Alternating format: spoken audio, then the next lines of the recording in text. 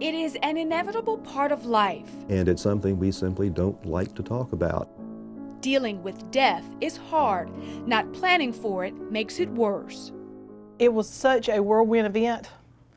It was really kind of just numbing. Cancer took Tammy Chapman's father, Julian. She was responsible for the funeral. He did own a burial plot, but didn't have life insurance. That left Tammy with few options. When he passed unexpectedly like that, we had literally just enough money to bury him.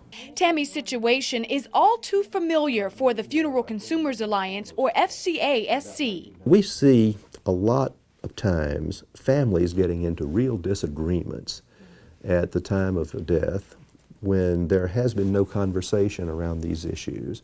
Overton Ganong says families should talk about what they want. Tight budgets make conversation crucial. Funerals are not inexpensive. Dunbar manages a funeral home in Columbia. He says the average cost for a traditional funeral is $8,000. That includes everything from embalming to flowers. According to a price survey done by the FCASC, the average price of embalming in the Midlands is $613.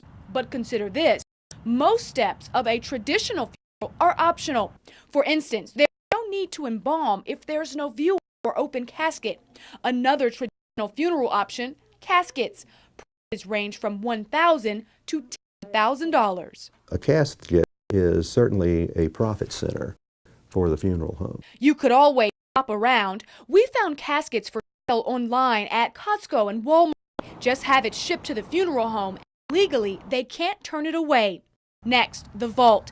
Another way to save. One Midlands funeral home charges $30,000.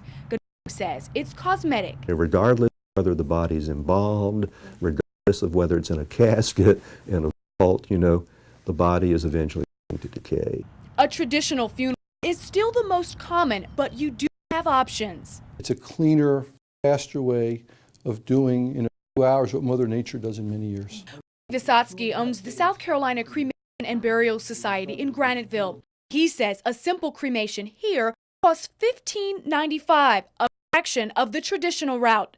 That includes everything from cremation to turning the ashes. Ray says he did well in the recession with people looking to not break the bank. It's not a first choice, but sometimes they just don't have that choice.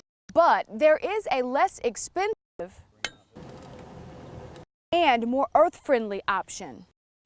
But it's every bit as respectful and professional as what you're going to find anywhere else. It's just not as wasteful. Last year, Bishop started Dust to Dust Green Burial in Swansea. He got the idea after seeing a bad car crash on the way home from work. That night, and I started thinking about it, and I started making calls, and I realized just how expensive a cemetery plot was. And I said, well, I just want to bury it on the farm. He showed us the 2 acres of family land where right now only 3 rest. Michael doesn't handle funerals, only burial, embalming, no fancy headstone. Total cost, $1,000. You're protecting land, not having to maintain land for forever. You're just going back to earth naturally, which you're going to do at some point anyway, just much quicker my way. And you're not putting anything dangerous into the ground. Michael's business is the second green burial site in the state, the first in the country, started in Westminster, South Carolina, but the idea is a throwback. In the 19th century, the 18th century, people were usually buried either in wooden boxes or in shrouds.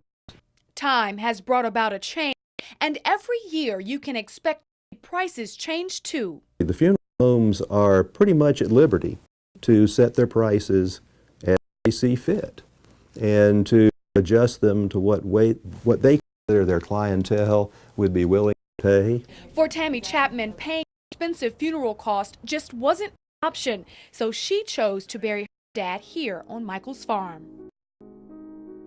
I know the fact that he was burying his wishes in and of itself is I took care of what he desired.